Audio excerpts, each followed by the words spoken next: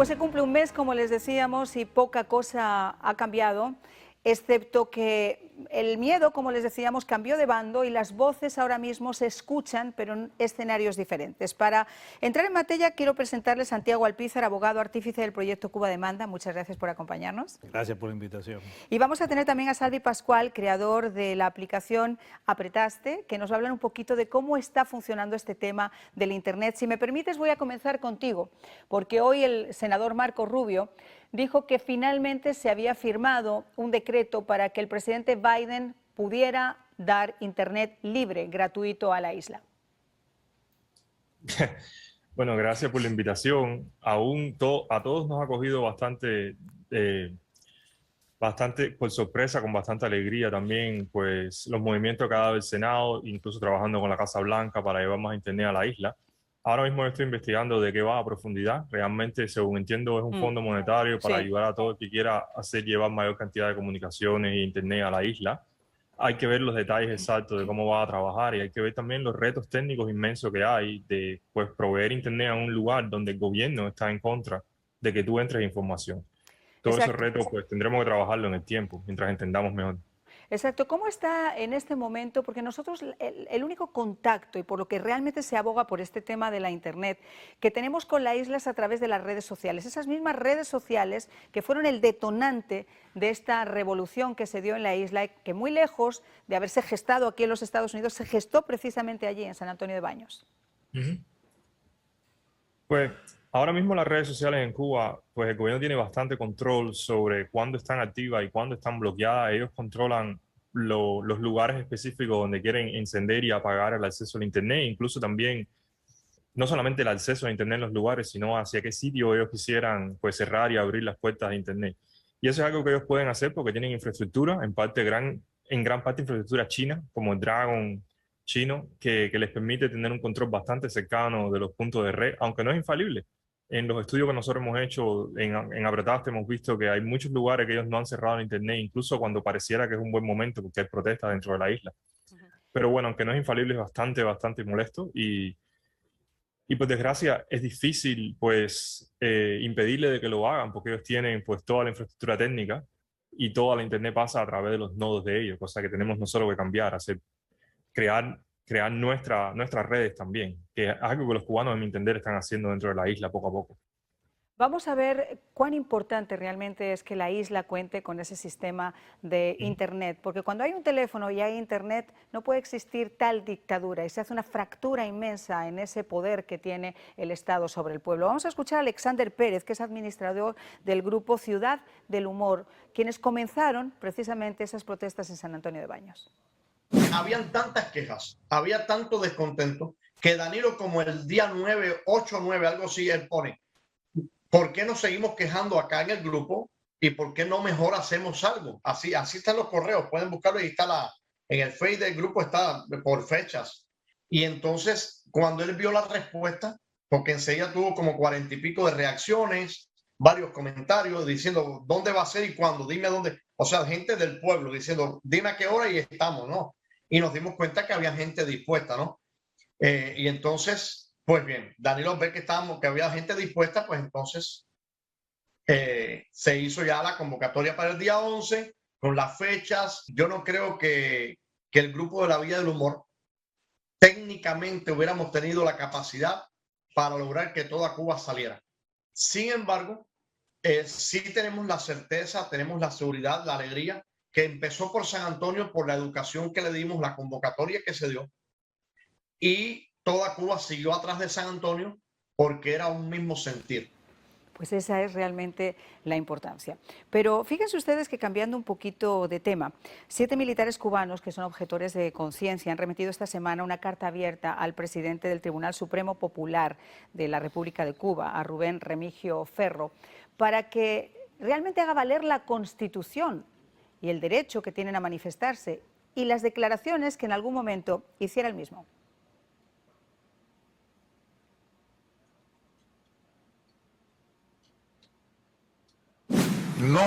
Se ha sembrado la matriz que se trata de procedimientos y de procesos sumarísimos. No son procedimientos sumarísimos. Yo no sé, algo que me parece claro, porque ha estado también en cierta matriz de opinión, las opiniones diversas, incluso de sentido político diferente al imperante en el país, no constituyen delito. Pensar diferente, cuestionar lo que está haciendo con eso en sí mismo no constituye delito. Manifestarse, es más, lejos de constituir delito, constituye un derecho constitucional de las personas, la libertad de opinión, la libertad de prensa, de creencia, incluso de filiación política o ideológica.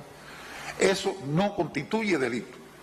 Bueno, pero es que esto es la desfachatez absoluta. Uno escucha esto, Santiago, y es como que está viviendo en una burbuja, en un mundo virtual, una realidad virtual donde nadie sabe cómo moverse. A ver, vamos a partir de la base esta, pero en el caso tuyo concreto, que sois artífices del proyecto Cuba Demanda, hay un equipo de 23 abogados que, viendo las barbaridades que se están cometiendo con los detenidos, con los desaparecidos, que no tienen derecho a una defensa y cuando la tienen es de abogados que defienden al régimen, y cuando ni siquiera los menores se pueden comunicar con sus padres, vosotros habéis decidido que vais a darle una asesoría legal a todas estas personas. ¿Cómo se va a hacer? El grupo, bueno, Cuba Demanda es un proyecto independiente que regento desde mi oficina con muy modesto esfuerzo.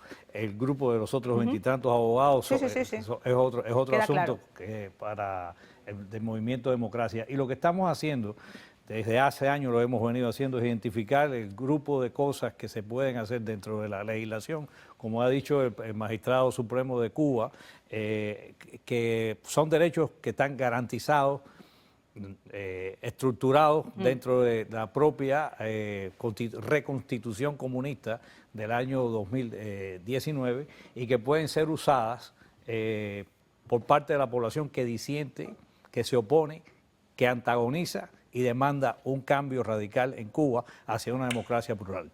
Por esas razones, y esencialmente por lo que ha dicho el señor magistrado de la Corte Suprema de Cuba, que es como si lo dijera acá John Roberts, esa opinión tiene que estar alojada en todos y cada uno de los procesos judiciales, en lo que se están ahora mismo juzgando, sancionando y procesando, acusando a estos muchachos, a estas personas que salieron a manifestarse el día 11 de julio. Lo que nosotros hemos estado haciendo es escribiéndole a las personas algún tipo de mensaje, de formulario, para que cada quien escriba de manera masiva y numerosa a todas las instancias de poder del Partido Comunista de Cuba, usando incluso las propias palabras del magistrado de la Corte Suprema, que en Cuba no se cometió delito el día 11, sencillamente lo que hubo fue una manifestación generalmente pacífica para pedir una sola palabra: libertad.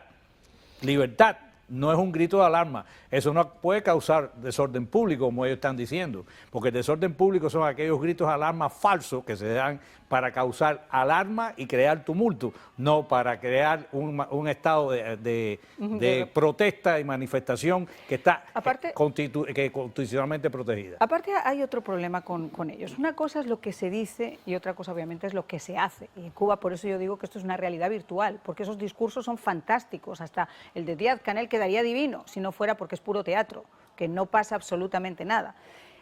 Estamos viendo que hay menores de edad que la propia Constitución dice que los menores de edad, menores de 16 años, no pueden ser, que han sido detenidos, que no han podido ver a sus padres, que no saben ni siquiera en estos momentos dónde los tienen. Correcto. UNICEF hizo unas declaraciones en el día de hoy diciendo que van a pedir a las máximas autoridades responsables, etcétera. Amnistía Internacional también, pero a día de hoy, a pesar de todo lo que se dice, esos chicos siguen todavía en las cárceles. ¿Qué se puede hacer? Bueno, es justamente eso. Una de las cosas que nosotros identificamos podrían hacerse, y hemos atendido directamente a personas que han sido perjudicadas porque sus hijos han sido indebidamente expuestos a una detención o a un trato inadecuado por parte de las autoridades, que hayan escrito a UNICEF. Y me alegra saber, porque me entero por ti, de que ya UNICEF respondió, porque nosotros hemos estado constantemente ofreciendo como modo de queja, de protesta y manifestación del estado de cosas que existe en Cuba, justamente el teléfono y la dirección de correo electrónico de la UNICEF. Y Pero también es importante. Tengo que ir a una pausa, pero antes de irme a la pausa me gustaría que pusiéramos a esto rostro y pusiéramos nombre también. Este es el chiquito, uno de los chicos, uno de los muchos chicos de 14 años, que además tiene problemas, que fue secuestrado ese día porque no tenían cargos concretos contra él, desapareció. Esto es lo que dice la mamá. Me contó que lo estaban maltratando, que le estaban dando golpes y eso me puso muy mal porque yo sé que él no inventaría algo así. Hasta el 9 de agosto no me permitieron llevarle sus medicinas, es un niño que es enfermo, es un niño especial, y y presentar los certificados de su enfermedad mental. No lo pude ver. Y esto es realmente lamentable, porque no estamos hablando solamente de un caso, estamos hablando de un sistema que, dependiendo para quién, toma la justicia de un lado o de otro. Por ejemplo, en el tema de las manifestaciones, el tema de llevar una mascarilla, el tema de salir a manifestarse con el COVID es un delito, y un delito además punible y un delito castigado con cárcel, según ellos, para la gente que salió el 11 de julio, no. Pero no lo es, sin embargo, para las personas que sí salieron en la manifestación de Díaz-Canel y la que salió recientemente. Bueno, referente al delito de propagación de epidemias, requiere que haya una actuación que cause graves problemas. Y el salir a manifestarse, hacer el ejercicio del derecho fundamental, tiene que estar balanceado con el de causar o no un grave problema. Porque no creo que se cause un grave problema cuando se dice y se manifiesta Exacto. de la manera en que lo hicieron. No puede ser considerado delito, porque además no hay consecuencias tangibles de lo que esa acción supuestamente punible pudo causar. En el caso de los menores, no quería dejar por alto que es verdad que en Cuba los menores que son objeto de una detención no tienen ningún tipo de garantía procesal, porque lo que sucede es que inmediatamente después que se conoce que es un menor, lo ponen en un centro de reeducación de menores, sujeto a un examen psicológico para reeducarlo, imagínense ustedes. Y eso es una de las graves faltas de garantías que existe dentro de la ley procesal en Cuba. Son unos violadores de su propia ley. El artículo 7 de su maravillosa Constitución dice que todo el mundo es exactamente igual ante la ley. ¿Dónde está entonces esa desigualdad entre Lo dice los... también el número 1, lo dice el 54, lo dice el 46, que tienen que tener una vida digna, lo dice el 78, que tienen que recibir bienes y servicios de calidad. Bueno, pues lo hacen maravillosamente mal, ¿qué te puedo contar? Pero eso, por eso son famosos. Pero yo sigo insistiendo y les voy a pedir a mis compañeros que preparen también esos otros rostros y esos otros nombres de casos diferentes que también siguen a día de hoy en esas cárceles cubanas. Fíjense ustedes, esta es una mamá que estaba con su bebé, se llama Rocío Brito Torres, tiene 22 años y es de Matanza.